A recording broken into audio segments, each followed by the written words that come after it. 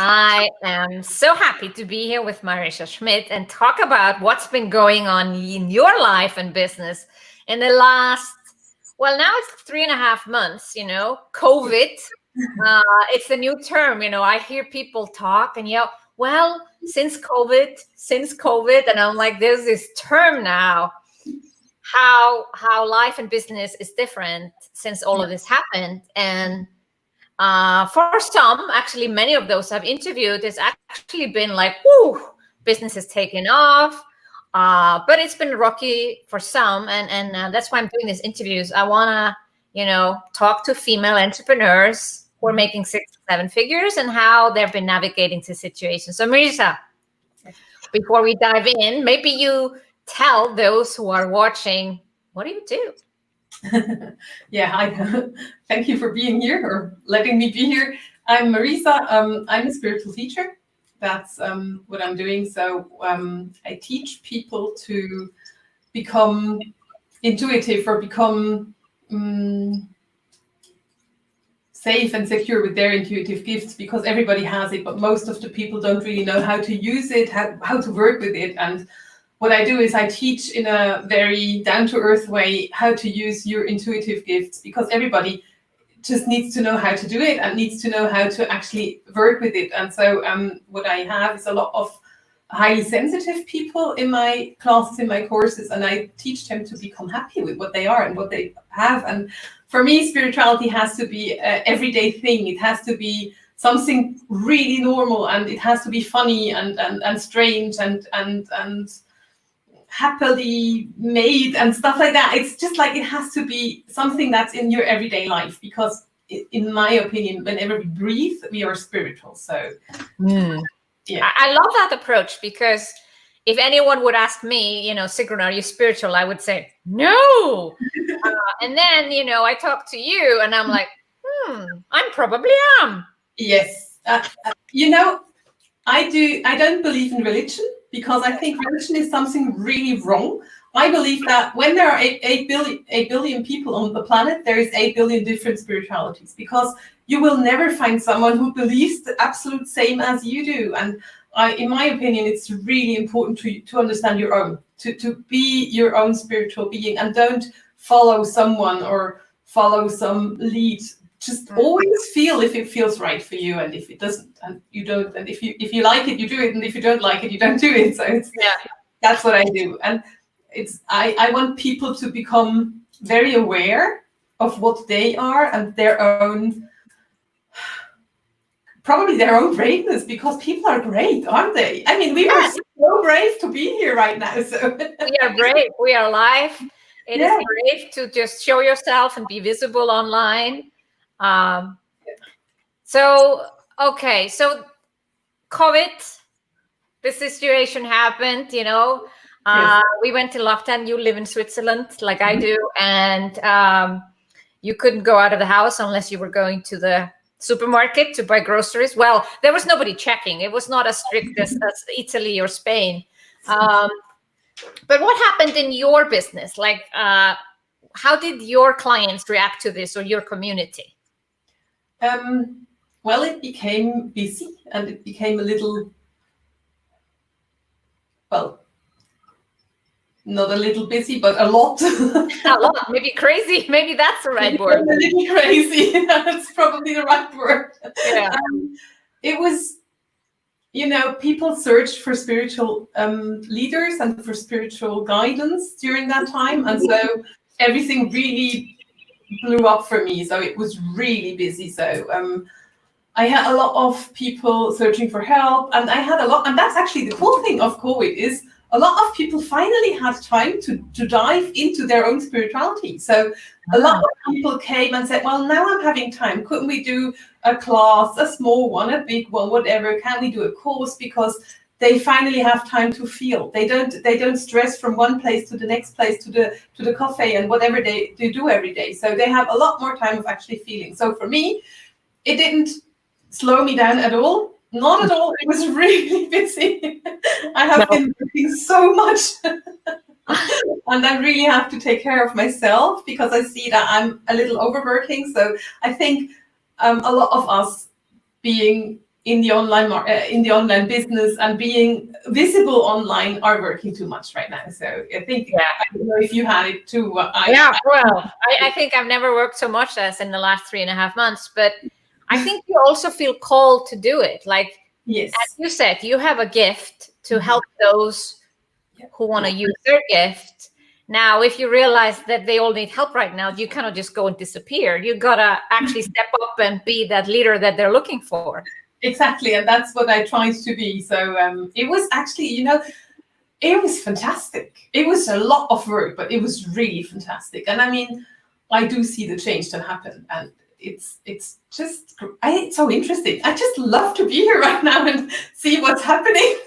Yes, yeah. Well, and reflect back on the situation of like, so did people just start out reaching out to you, or you actually said to yourself, hey, I'm going to launch something, or I'm going to market something that I've been planning to? Did you move any launches or dates around because you saw the opportunity there? I didn't move. What I had planned to start an online course at the 1st of May, and I didn't move that because it was anyway the 1st of May. So there was no reason to move that around. But what I did was in March, I think around the 20th of March, I did a 1 week, very, very cheap, very, very affordable 1 week intense week for everybody who wanted to join. Mm-hmm. And I had like hundreds of people joining me in that week, and that was 1 week, 5 days, every day I was online working with them. They had things to do, exercises to try, and just to get really into their own spirituality, to realize how easy this is actually. If you have a right guidance, you know how easy that is. So that's something I did in March, which I didn't plan at all. So it was just like, hey, why not doing that? Because it just makes sense right now. Yeah. And I did the same again around Easter. So that's the two things that I changed, or that I pivoted. Everything else was just going on because one of my classes is for 1 year, and that's just going on. So that didn't change at all. Yeah. But I remember you had a lot of people signing up, and you were a little bit overwhelmed. Like, do I need to, cut it off or stop it? Like the interest was way more than you expected. Like, how do you look at it now as you're looking in the mirror and, looking back? It was overwhelming, honestly. It was like, oh my God, where are all that people coming from? I know I have a big community, or quite big community. It's not a huge one, but it's okay. But I didn't know that this offer would be for so many people, and I really thought, well, can I actually do that or not? But seeing this year anyway as a learning curve for me, one of the things this year is for me to get more help and to bring people to a place where they actually can help me, because I'm in such a small niche. You have to kind of know the thing that I'm teaching. Yeah. Otherwise, if you're completely unintuitive and never work with your own gifts, you won't be able to support me. So for me, I saw this year that it's really important for me to have someone who actually supports me, coming from my niche and knowing what to do and how to work with that. So that's something I definitely learned looking back at what I did. Yeah. I wasn't alone anymore. No, so the team building became an urgency for you. Definitely, yes, because that's something I lacked for years. I didn't build a team. I was just working more and more myself.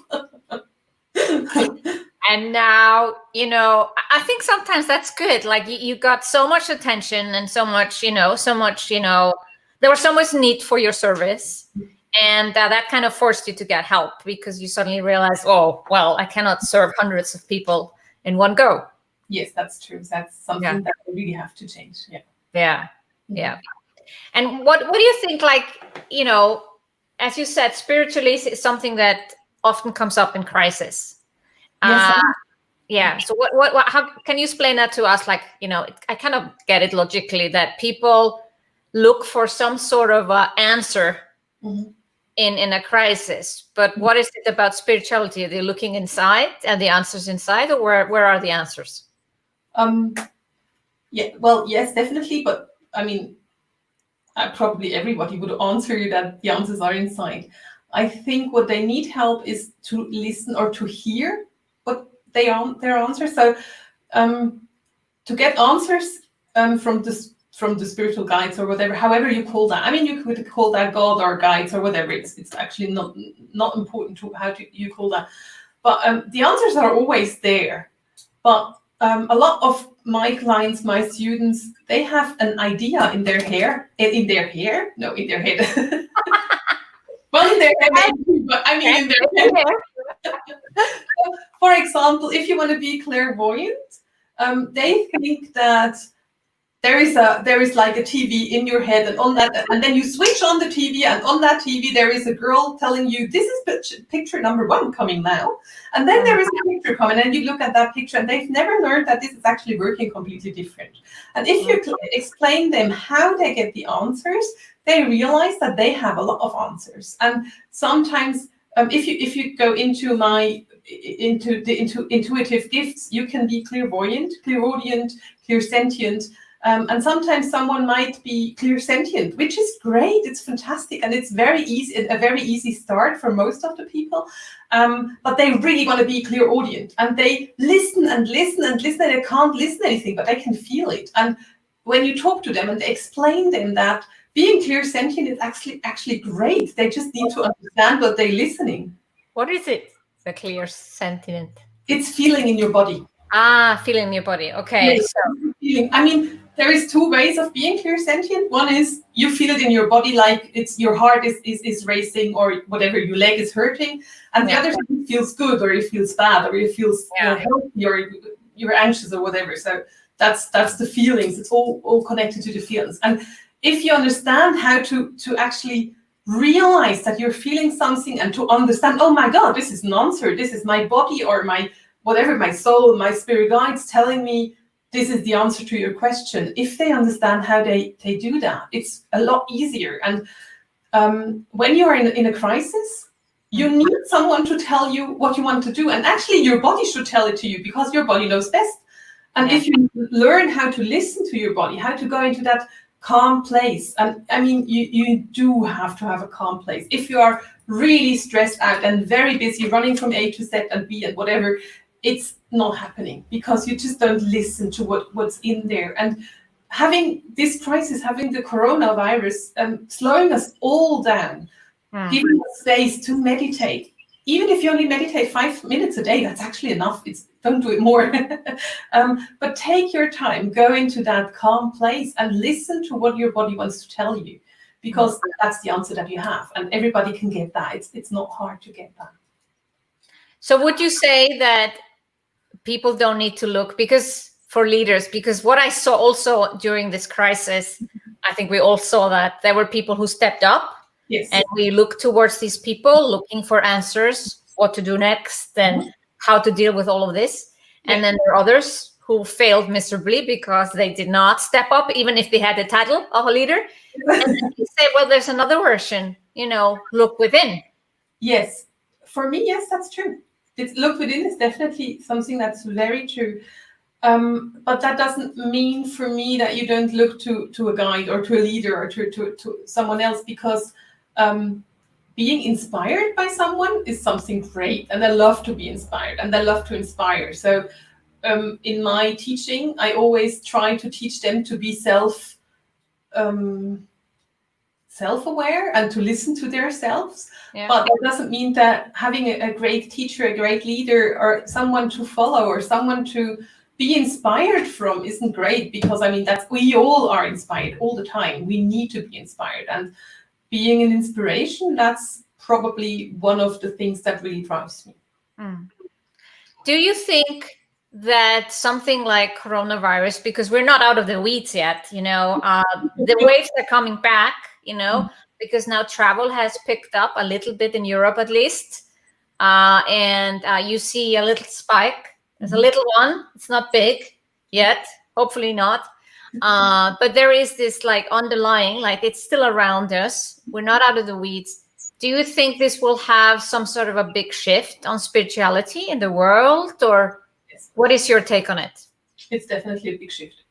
We are going to watch back onto 2020 and say that's the big shift. And actually, this is really interesting because I didn't know that. Someone told me. But when I was in January, when I was giving the energy reading of the year, I said that.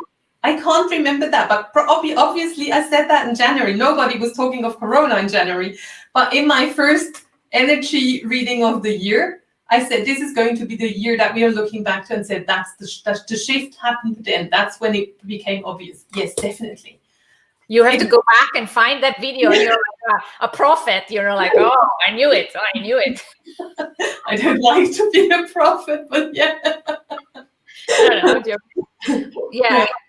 But yeah, it makes a lot of sense, because if you look back on history, it needs something big needs to happen, that people have a wake-up call and look at what they've got. Also when people lose money, like a lot of businesses have lost money, and people have lost lives or gotten sick, there is this kind of a back to basics in some ways, and the question is, like, how lasting do you see that will be? Or I know you're also maybe not also a futurist, but what is your feeling right now about? I'm always trying not to be a prophet, but I always am. Yeah, exactly. So do that for us.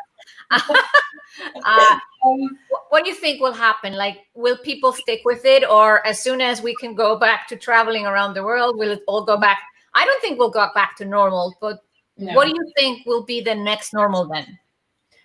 I think what I see is that being more self-centered, and I mean that in the most positive way that you can see, just like being centered in yourself and feeling yourself and being aware of yourself, is something that really happened during this crisis, and something that really came to life right now, and that's not going to go back. I mean, if you once, it's in my opinion, and what I really can see with my students, and I've been teaching for years now. So when you once started your own spiritual journey, and it completely doesn't matter how that is. If that's a religion, it's a religion. If it's completely free, it's completely free. And even if you are atheistic, an atheist,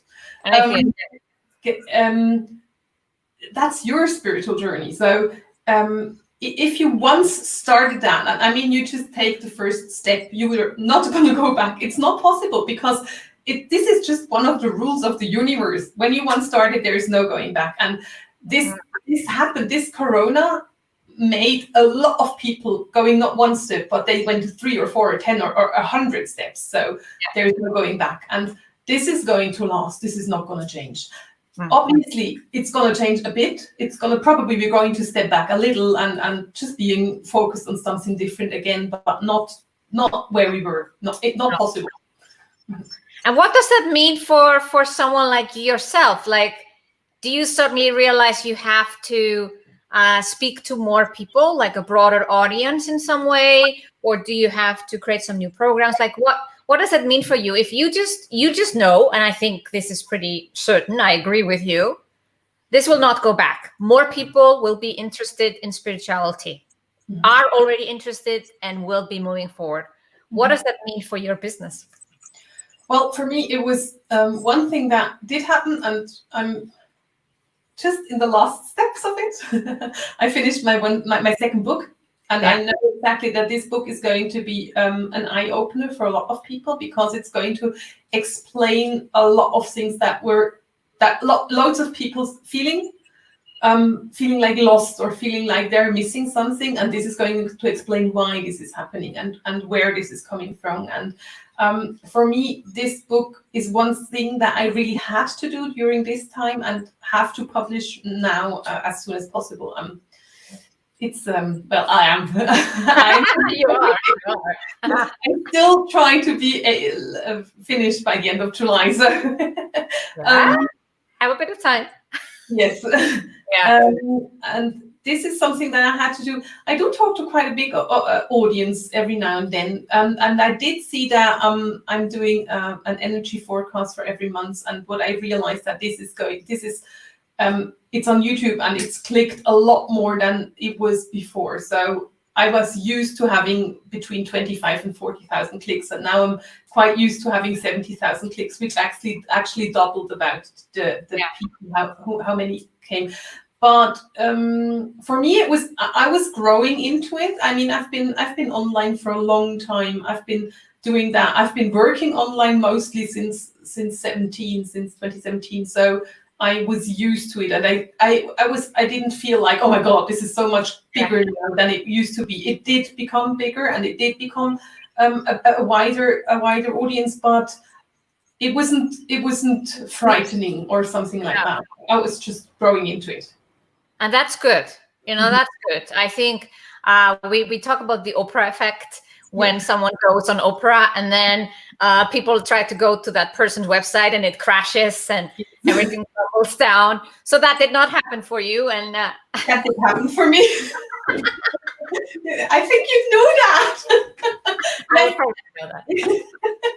Yeah, well, that did happen for me.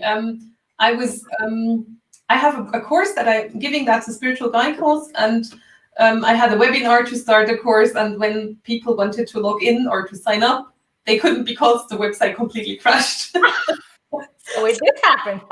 I knew it. Yeah, but it was anyway. Well, I mean, it was great, and it was lovely for me to see. Oh my God, you should change something. This is just, you need something more professional. So better tools. So yes. Talking about better tools, because I am in the background also upgrading my tools. This was maybe not because of Corona, but still, as I saw it happening, I thought I would have more time. So I thought, oh, this is the perfect time to upgrade my backend system. And I'm like, oh no, I actually am more busy than ever. But yes. Is this also an opportunity for you to reassess all your systems? Definitely. And I mean, it's not only an opportunity, it's like a must, because I mean, the website crashed, so I had to shut it up. Yes, I mean, it's lovely to have so many people interested in your course that the website crashes. So that was okay, but it's still, yes, I had to change, and I have to go over my website and over my wording too. So it's just something work in progress that's really necessary to be looked at now. So, okay, you mentioned your book. What's the name of the book? The book, I mean, it's in German. The book is going to be called Seelenheimat. Seelenheimat. Ah, very good. So besides the book project, what is next for you? So today, no, I mean more like the next few weeks or next months even. Yeah, well, what I did start is a teacher training, and that started today. So, yes. So one of the big projects that I have, I'm teaching teachers to become a spiritual teacher, how to do your own online courses, or how to work with me in my team. So I'm building my own team, but besides that, building teachers and training teachers to become teachers too, because we need more teachers. This is one thing that I have, and then I will probably and then I have every year I'm teaching a 1-year course of becoming happy with your intuitive gifts. And this is going to start in January, and usually we are opening the door. Well, last year I opened the door at the 1st of July. This year it's going to be later, probably in September. That I don't know really. I don't have a plan. And then I have planned but not executed a course based on the book, because the book is going to open a lot of questions. And I will probably, I will definitely make a course and help people to understand it better, to understand where they're actually from, or where their soul is originated from. So this is going to happen. Well, in my head, it's going to be September, and it's probably not going to happen before October or November, because it's just too busy. So you have a busy summer ahead to get the book launched, ready for launch. Well, I'm very happy for you that things have, worked out smoothly in a way, like with some hiccups, but that's all a part of the process. It's part of growth. And I truly believe that we're going to see a better world as a result of all of this. Yes, I'm definitely sure that this is going to happen. Yeah. Mm-hmm.